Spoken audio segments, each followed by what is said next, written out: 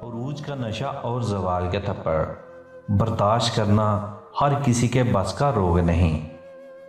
यकीन मानिए, ऐसे जीने में भी एक अलग ही मज़ा है जब आप लोगों को वजाहतें देना छोड़कर उन्हें उनकी खुशफहमियों में जीने देते हैं, जब आप उनसे खफा होना छोड़ देते हैं, उनको मनाना छोड़ देते हैं, उनको नज़रअंदाज करना सीख जाते हैं, ठीक वैसे ही जैसे वो आपको नज़रअंदाज करते हैं। जब आप उन इंसानों की तलब से आज़ाद हो जाते हैं जिनकी तवज्जो पाने की खातिर किसी वक्त में आप लम्हा लम्हा तरसते रहे हों।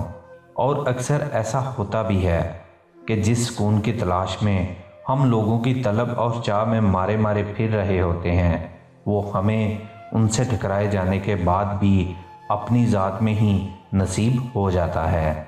और फिर खुद से यारी का नशा ऐसा है जो एक बार सर चढ़ जाए तो फिर कभी नहीं उतरता।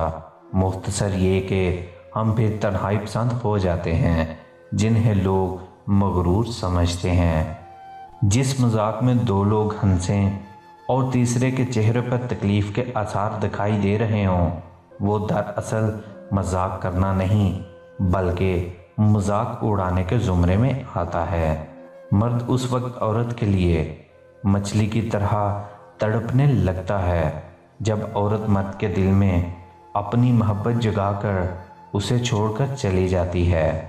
हर रिश्ता कहीं ना कहीं मान तोड़ देता है और हर ताल्लुक कभी ना कभी बरम खो देता है। ये सिर्फ अल्लाह करीम की ज़ात है कि जिसका आसरा हमेशा कायम रहता है। दुनिया भी कितनी अजीब है। यहाँ अगर मर्द मुखलिस हो तो औरत जज्बात से खेलने वाली होती है, और अगर औरत मुखलिस हो तो मर्द दरिंदगी दिखा देता है।